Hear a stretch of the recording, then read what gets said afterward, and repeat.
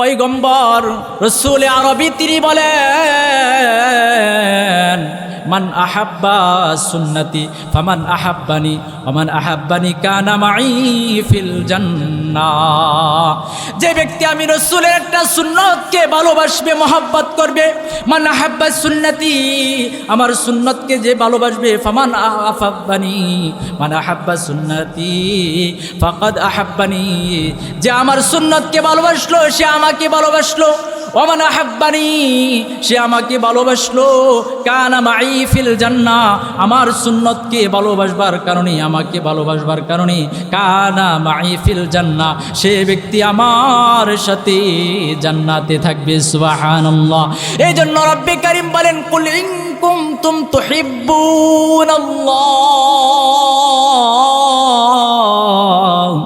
ফাত্তাবিউনি ইউহিব্বুকুমুল্লাহ। যারা রবকে ভালোবাসবে, রবকে ভালোবাসার পরে, রবকে ভালোবাসতে পারলে রসুলের উপরে ভালোবাসা হয়ে যায়। কেমন ভালোবাসা রে বাবা? এমন ভালোবাসা বাসতেই হবে রসুলকে। রসুলের সাহাবী হযরত বেলাল রাদিয়াল্লাহু তাআলা আনহুর একটা ঘটনা বলি। হযরত বেলাল রাদিয়াল্লাহু তাআলা আনহু যখন ইসলাম গ্রহণ করলেন, উমাইয়া ইবনে খালফ, উমাইয়ার গোলাম দিয়া, কৃতদাস দিয়া বেলালের উপরে এমন নির্যাতন করাইলেন, এরকম স্টিম রোলার চালাইলেন, এই বেলালের উপর দিয়ে এমন নির্যাতন করলেন। দিনের বেলা যখন সূর্য উদিত হয়ে যায়, উমাইয়া ইবনে খালফ আবু জাহালের সাথে পরামর্শ করে বেলালকে একটা গাছের ছাতে বাইধা ফেললো, তার দুইটা হাতের উপরে পেরাগ লাগাইয়া দিল, আর ওই বেলালের শরীরটাকে মরুভূমির উত্তপ্ত ওই বালির উপরে তাকে শোয়ায়া পাথর দিয়া বুকের উপরে চাপা দিত। আর সেই বেলাল তারপরে রবকে ভুলতো না, তখন ও তার মুখ দিয়া আহাদ আহাদ শব্দ বের হতো রে।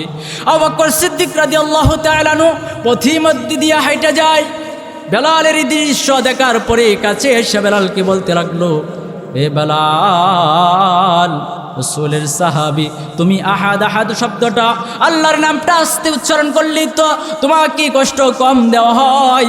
বেলাল বলে, আবু বকর, আমি এমন আল্লাহর গোলামি করি, এমন আল্লাহর ইসলাম ধর্ম গ্রহণ করেছি, আস্তে বললে আমার জিহ্বাই মজা পাই না।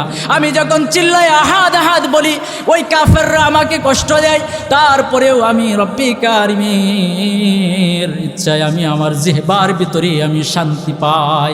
ওই বেলাল রাদিয়াল্লাহু তাআলা আনহু রাসূলকে এমন ভালোবাসতেন, রাসূলুল্লাহ সাল্লাল্লাহু আলাইহি ওয়াসাল্লাম যখন বিদায় নিয়ে চলে গেল, ওই বেলাল ছোট্ট একটা গাঠুরি মাথায় নিয়া আবু বকরের কাছ থেকে, ওমরের কাছ থেকে বিদায় নেওয়া শুরু করলো।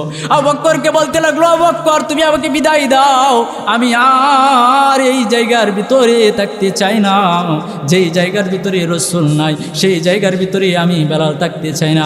বেলাল যখন চলে গেল, 6 মাস অতিবাহিত হয়ে গেল। রাসূলুল্লাহ সাল্লাল্লাহু আলাইহি ওয়াসাল্লাম কেমন মহব্বত ছিল, কেমন কানেকশন ছিল তার সাথে। 6 মাস যাওয়ার পরে রাসূল আরবি স্বপ্নে যুগে আইসা বেলালকে বলতে লাগলো, বেলাল রে, 6 মাস অতিবাহিত হয়ে গেল, তুমি আমার রওজার কাছে আসো না। মানুষ আমার রওজার কাছে আইসা আমাকে সালাম দেয়, তুমি চলে গেলা, 6 মাস হয়ে গেল, তুমি কেন আসো না রে বেলাল? বেলাল স্বপ্ন দেখার পরে পরের দিন রওনা দিল, মদিনায় চলে আসলো। মদিনার শিশুরা দেখার পরে, যুবকরা দেখার পরে বলতে লাগলো, হয়তো রাসূল আরবি চলে আসবেন। বেলাল যেহেতু চলে আসছে, কেননা বেলাল আজান দিলেই রাসূল ইমামতির যাই নামাজে দাঁড়ায়া যাইত, যেহেতু বেলাল চলে আসলে রাসূলও চলে আসবে, এই কথা বলতে লাগলো। আর বেলালকে দেখে সকলে খুশি হয়ে গেল। বেলালকে বললেন, বেলাল, আজানে রক্ত হয়ে গেছে, তুমি আজান দাও রে। আবু বকর, উমর যখন এই কথা বললো, বেলাল বলে, আমি আজান দিতে পারবো না, আমি আজান দিব না এই কারণেই, যেই জায়গার ভিতরে রাসূল নাই, আমি আজান দিলে রাসূলে আয়েশা নামাজ পড়তো, আমি রাসূলের পিছনে নামাজ পড়তাম, আমি আজান দিলে রাসূল আসবে না, আমি আজান দিতে পারবো না রে। যখন এই কথা বললো, সে ব্যক্তি আজান দিতে রাজি হয় না। হাসান হুসাইন রাদিয়াল্লাহু তাআলা আনহুকে আনা হলো। হাসান হুসাইন রাদিয়াল্লাহু তাআলা আনহুর চেহারার দিকে তাকাইলেন। বেলাল তাকায় দেখলো রাসূলের চেহারার ছাপ দুইজন নাতির চেহারার ভিতরে ফুইটা উঠলো। দেখার পরে বেলাল রাদিয়াল্লাহু তাআলা আনহু এমন আশেক ছিল রে, যে রসুল হাইটা যাইতো আর বেলাল রসুলের সামনে সামনে হাইটা যাইতো। প্রতিমধ্যে খাটা বিছায় রাখে কিনা, আঘাত দেওয়ার জন্য কোনো কষ্টবোধক বস্তু কি ফালায় রাখে কিনা, সেটা চেক দেওয়ার জন্য বেলাল সামনে সামনে রসুলের আগে আগে দিয়া রাস্তা দিয়ে হাঁটতো আর চেক দিত। ওই বেলাল বলতে লাগলো, আমি আজান দিলে রসুল আসবে না, আমি আজান দিব না। সকলের অনুরোধে, হাসান হুসেনের অনুরোধে বেলাল আজান দিতে গিয়া এক পর্যায়ে যখন সে আজানের অর্ধেকে চলে গেল, তখন রসুলের বিরহে বেলাল, রসুলের এমন এশক ছিল রে, এশকের কারণে বেলালের মৃত্যু হয়ে গেল। এই বেলালের মৃত্যু হয়ে গেল।